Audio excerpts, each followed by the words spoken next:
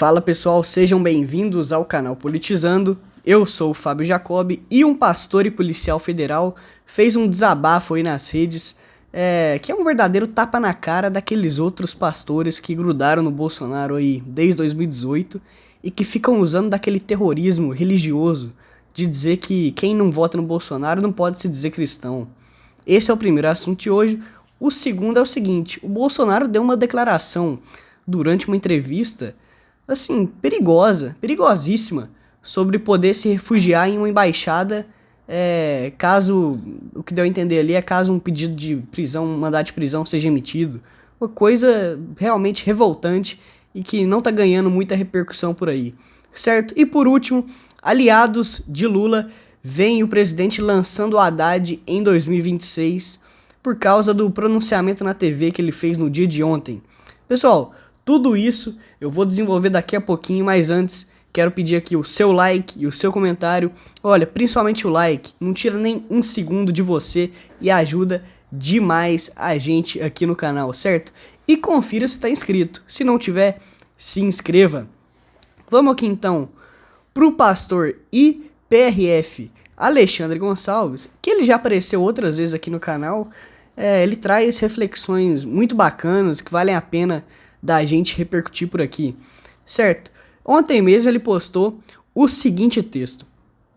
Repito, pastores que apoiaram Bolsonaro de forma acrítica, usando inclusive os púlpitos das igrejas e afirmando que quem não apoiasse não poderia ser cristão, terão de imediatamente vir a público e se arrepender de terem apoiado um grupo político que intentava matar pessoas e restabelecer uma ditadura militar em nosso país.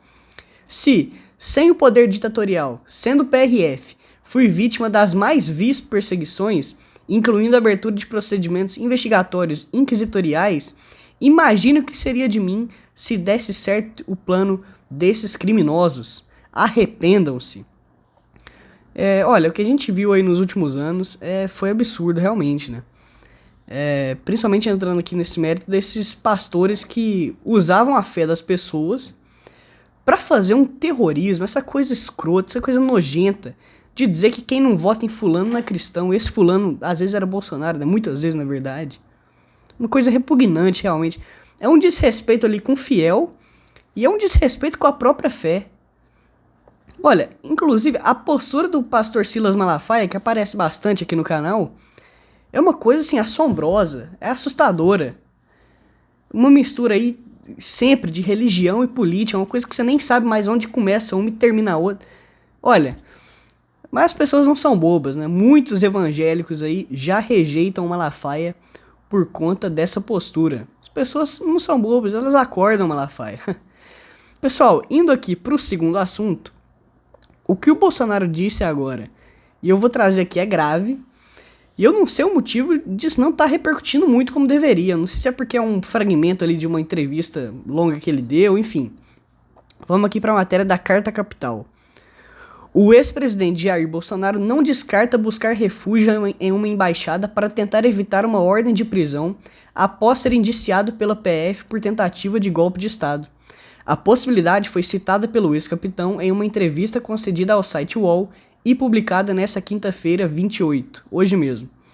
O ex-capitão alega que ele tem sido perseguido no inquérito que apura os atos antidemocráticos e, por isso, não descartaria usar o subterfúgio para driblar uma eventual ordem de prisão. Abre aspas para o Bolsonaro. Corro o risco de ser preso sem dever nada. O STF vai fazer a arbitrariedade. Vamos ver as consequências. Mais adiante na conversa, ele é questionado pela reportagem se cogitaria recorrer ao exílio concedido por algum presidente aliado em uma embaixada e responde: embaixada, pelo que eu vejo a história no mundo, né? Quem se vê perseguido pode ir para lá, indicando assim que poderia recorrer ao método. Em seguida, ele insiste, porém, que, se devesse alguma coisa, não teria voltado dos Estados Unidos, onde ficou por cerca de 3 meses após perder as eleições.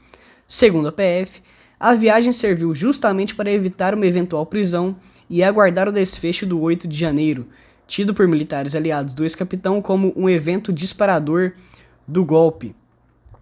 A eventual fuga para uma embaixada não seria exatamente uma novidade na trajetória do ex-capitão. Em fevereiro desse ano, após ser alvo de uma operação da PF que apreendeu seu passaporte, o ex-capitão buscou abrigo no prédio da representação diplomática da Hungria em Brasília. No imóvel do país, liderado pelo ultradireitista Viktor Orbán, passou 2 noites escondido. Ele alegou ter ido apenas conversar com aliados. Foi lá conversar, né, Bolsonaro? Aí recebeu uma visitinha que levou travesseiro, né? O Carlos Bolsonaro passou por lá. Que isso? É uma visita dentro da visita? Foi lá visitar o diplomata da Hungria, né? Ex-presidente visitando o diplomata da Hungria, estranho.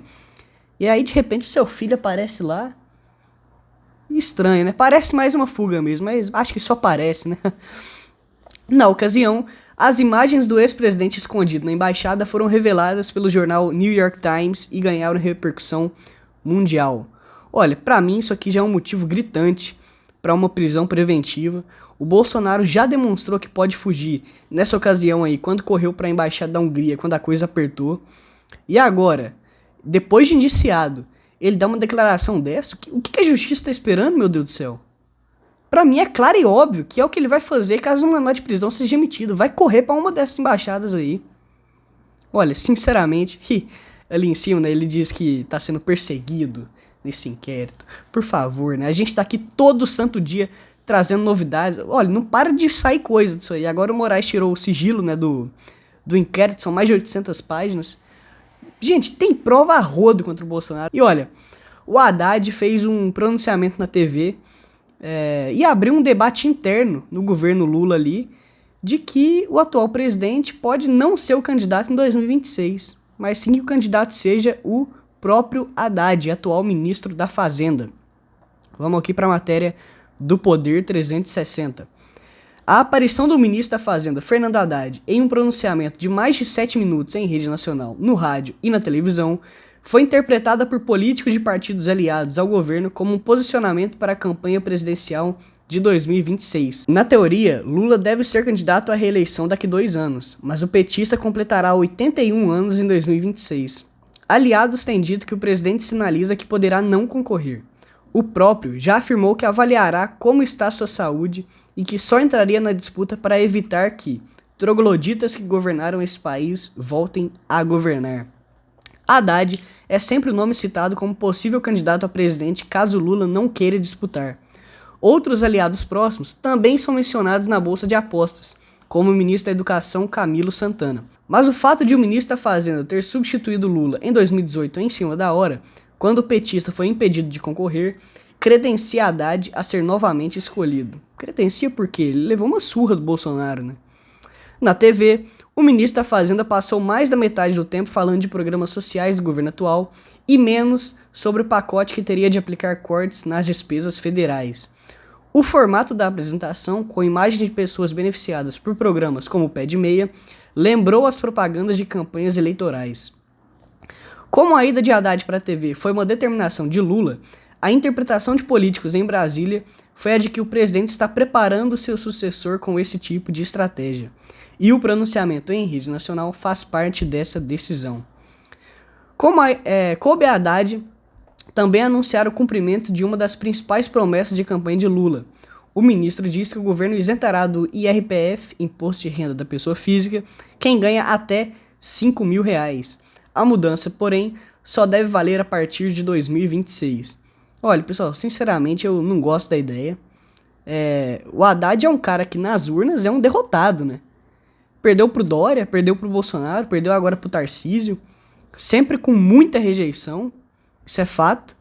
E olha, agora no Ministério da Fazenda, ele atraiu mais rejeição ainda, tanto por parte da esquerda, que tinha uma parte da esquerda até simpática a ele, que agora grande parte disso já desmoronou por conta das políticas neoliberais que ele tem adotado na cadeira de ministro. E assim, por parte do povão como um todo, ele ficou muito rejeitado também porque ele virou a cara ali das taxações das compras importadas, né? Olha, eu acho uma ideia realmente complicada se for essa aqui, mas você olha para os lados, quem seria o sucessor também, né? O mais forte seria o Dino, que o Lula já descartou mandando pro STF, então realmente é um cenário triste quando a gente olha pro futuro, certo? Olha, pessoal, antes de encerrar, quero pedir de novo seu like e comentário. Vai que você esqueceu lá atrás, né? Ou deixou pro final, agora tô aqui para lembrar de novo. E se inscreva no canal se não tiver inscrito. Muito obrigado e até a próxima.